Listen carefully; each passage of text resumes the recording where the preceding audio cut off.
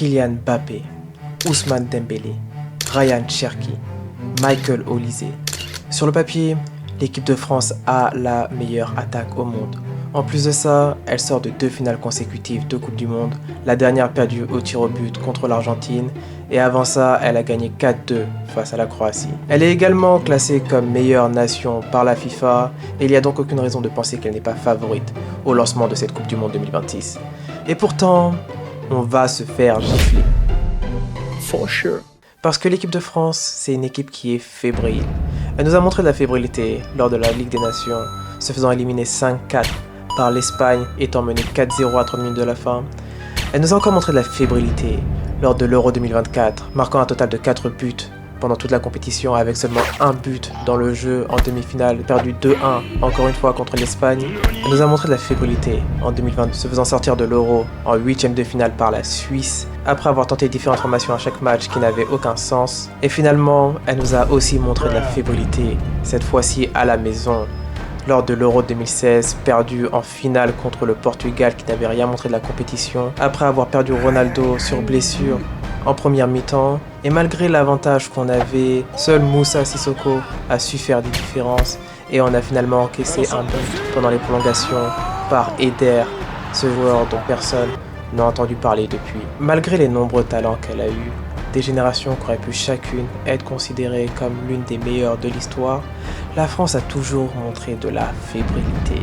Et il y a une constante à tout ceci, c'est le sélectionneur Didier Deschamps. Mis à part en 2018, Didier Deschamps n'a jamais su trouver la parfaite formation pour cette équipe de France, parce qu'on n'a jamais su jouer avec un bloc d'équipe. Mais à la place, on a toujours eu 2 blocs distincts, un bloc défensif qui joue indépendamment du bloc offensif.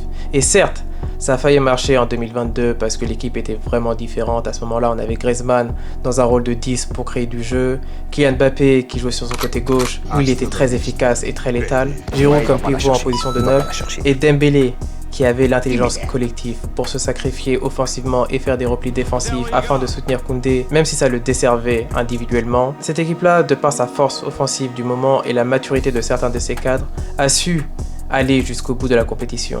Mais on a aussi pu s'apercevoir lors de la finale qu'il y avait énormément de lacunes. Et cette année, ces défauts risquent d'être exposés de plus en plus lorsque l'on voit des équipes comme l'Angleterre ou l'Espagne qui ont un collectif beaucoup mieux rodé. Et si la France n'arrive pas à élever son niveau, alors on va se faire gifler. For sure. Parce que défensivement, l'équipe de France n'a pas de quoi nous rassurer énormément. Jules Koundé et Ibrahima Konaté sortent tous les deux de saisons très compliquées dans leurs clubs respectifs.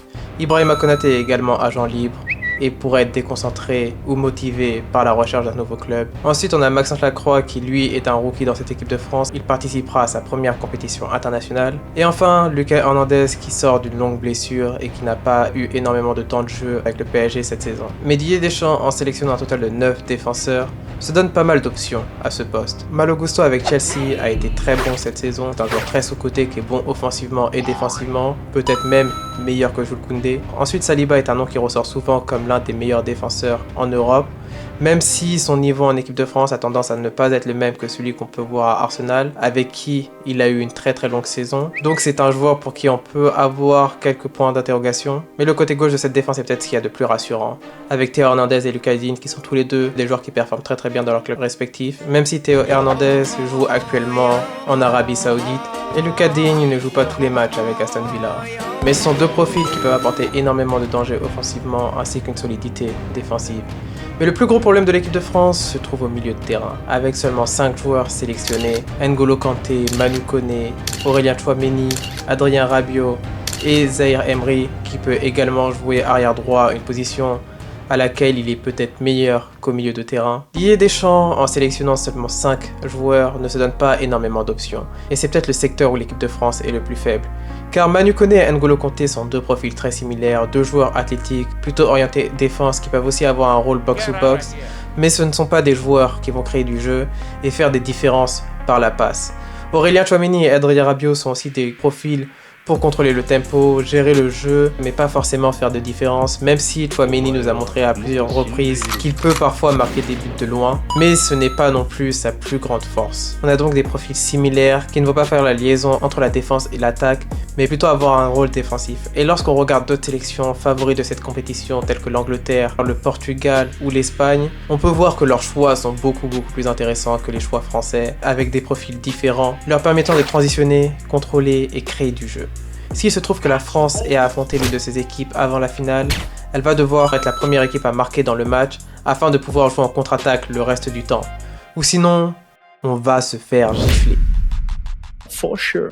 Parce que même si, encore une fois, comme je l'ai dit un peu plus tôt dans la vidéo, on a probablement la meilleure attaque au monde, parmi les 9 joueurs offensifs sélectionnés, 4 d'entre eux sont des attaquants de pointe. Marcus Thuram, Jean-Philippe Mateta, Kylian Mbappé et Ousmane Dembélé. Sachant que Thuram et Mateta peuvent seulement jouer 9. Après, bon, connaissant Deschamps, il se peut qu'ils nous mettent l'un des deux sur le côté, mais leur poste de prédilection est en pointe.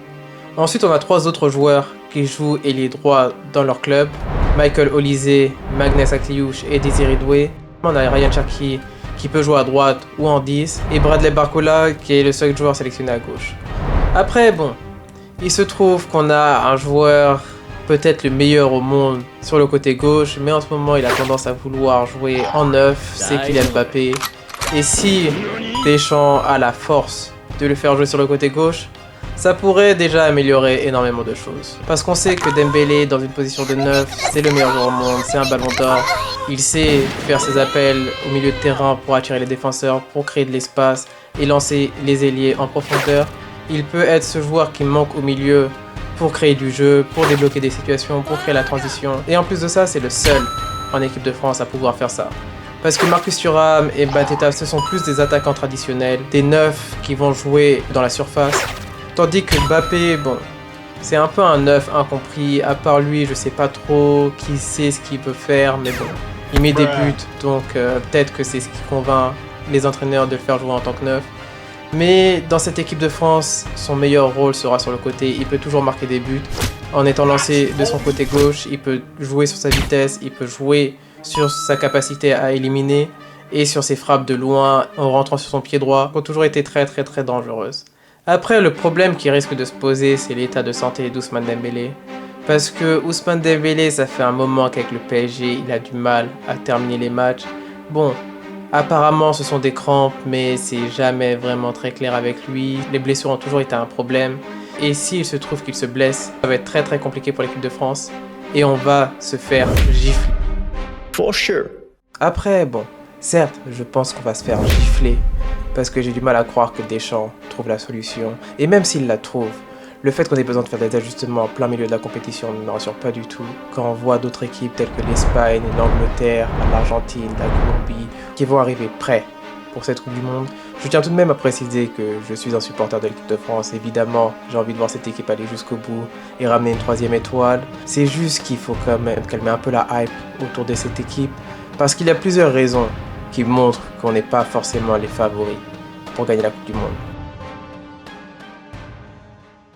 Mais bref, si t'as aimé la vidéo, n'hésite pas à liker ou à commenter si t'as quelque chose à dire sur cette vidéo et à t'abonner si t'aimes le format. Je sais que ça fait depuis un moment que j'ai pas posté une vidéo, j'ai travaillé un peu sur ma chaîne en anglais que je mettrai en description si ça t'intéresse également. Mais je voulais quand même faire un petit retour sur cette chaîne en français parce que bon, je trouvais que c'était le parfait moment pour faire une vidéo sur l'équipe de France en français, évidemment. Et en plus de ça, je réfléchis à faire des vidéos un peu plus régulièrement, que ce soit sur la boxe, le foot ou le foot américain.